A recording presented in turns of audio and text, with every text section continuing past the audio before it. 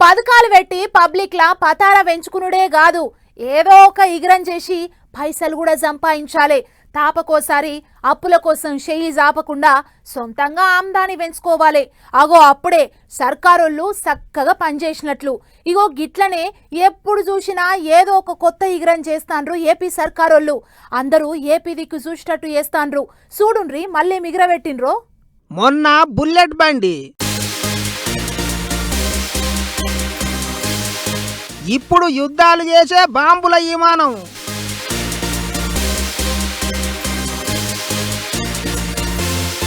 చిన్నగా లేదు పోండ్రి ఏపీ సర్కార్ వాళ్ళ రువడి. 15వ తారీఖు నాడు మస్తు పెద్ద కార్యమే ఉన్నదట. ఇగో సీఎం సారే చెప్పుకొచ్చిండు చూడండి. ఈ నెల 15వ తారీఖున ఫైటర్ జెట్స్ ని తయారు చేసి ఆమ్కా ప్రాజెక్టు పుట్టపర్తి కేంద్రంగా ప్రారంభోత్సవం చేస్తున్నాం. ప్రారంభంలో 15,000 కోట్లు కానీ 1,00,000 కోట్ల రూపాయలు పెట్టుబడితో ఏరోస్పేస్ హబ్గా అనంతపూర్ జిల్లా, హిందూపూర్ జిల్లా తయారయ్యే పరిస్థితి వచ్చింది.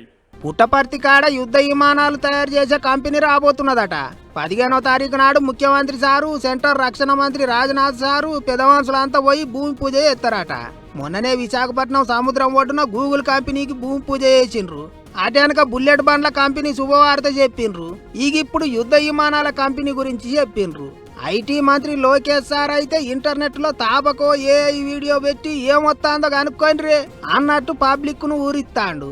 ఇట్లనే ఇక ఏసీలు, ట్రాన్స్ఫార్మర్లు, బండ్లు, కార్లు, బస్సులు అన్ని ఏపీలనే తయారైతున్నాయి. కంపెనీలన్నీ లైన్ కట్టినాయి అన్నట్టు ఓ పెద్ద వీడియో పెట్టిండు.